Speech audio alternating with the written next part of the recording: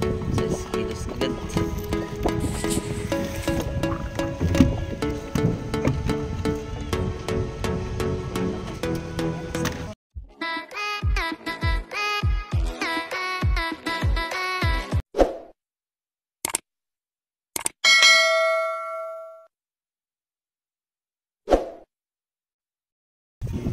Ayan, maraming huli sila mga kapisi. Pangalawang timbang na to.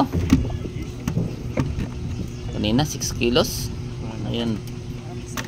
Ay 5 kilos. Ali 11 kilos yung ano nila.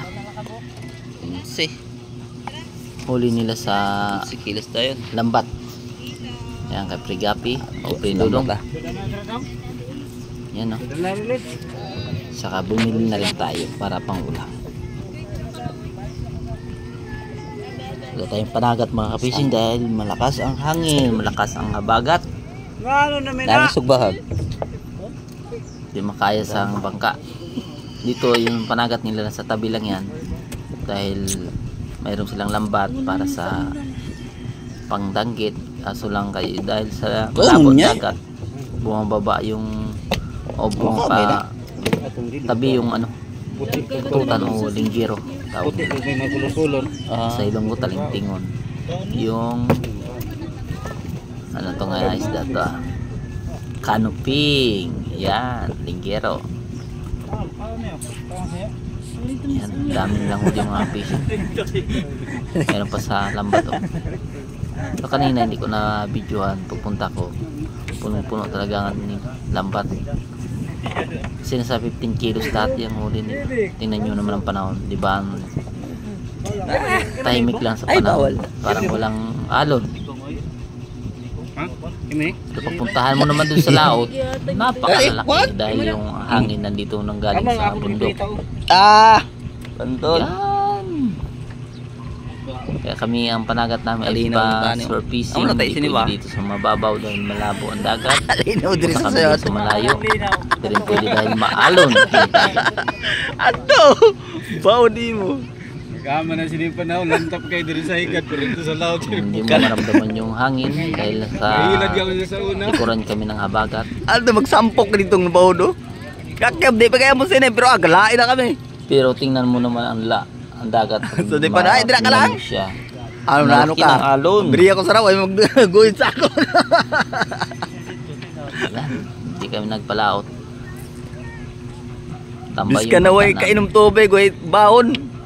Langoy lang yun, naniguro mga kita isda. Maglinaw mga kapishing bago tayo managat para di na ulit, tayo sa di makailubog sa among pamanahan. Ano man, may makakit? May mga pa mo? Antiyan natin ang disgrasya, wala tayong makain. Dagko. Kaya mayamay, 4 kilo. Tuloy mo? Lang. Sada. Pumuputi talaga ang alon. Tagusada kami.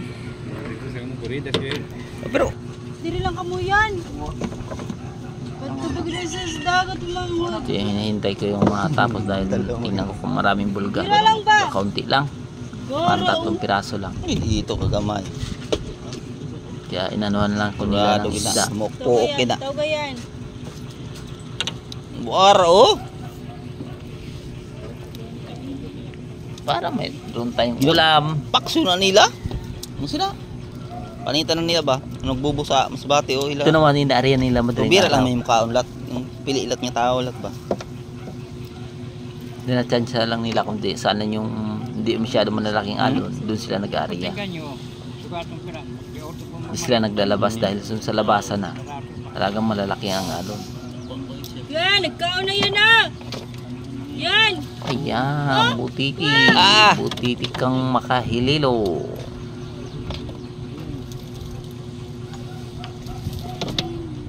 Laki oh.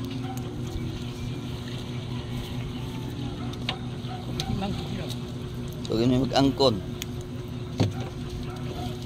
Talaga naman hinukay ang dagat. Tanggal lahat ang ano damo sa dagat. Mga kinsi yung ganyan ko pre. Sarang nakapalit naman. Unsi naman to. Ay si Kuan kaya na Tapos na. Ay, higit.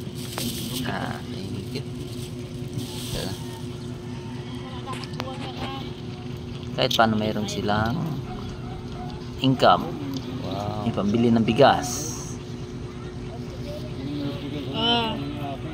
Yan o. Dahil pa nilang ulam. Pang ulam daw nila yan. Ang naiwan, yung nabinta na nila, yung tinimbang kanina. Yun lang yung pambigas nila. Ito yung pang ulam. Ang dami. 3 sila maghati sa ulam.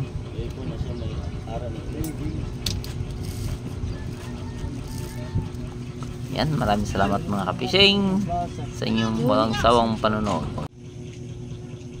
Ayan, maraming salamat mga ka-fishing sa inyong pagsuporta sa aking mga vlog. Sa hindi pa nakasubscribe, please po subscribe video fishing. Pagpindutin ng bell button, i-bell nyo po para laging update kayo sa kanang vlog. Maraming salamat and God bless sa ating lahat. Pa-like and share din mga ka-fishing, pa-comment. Comment nyo mga ka-fishing yung kung ano man nakikita nyo sa aking mga vlog. Malaking tulong yan sa aking YouTube channel. Maraming salamat.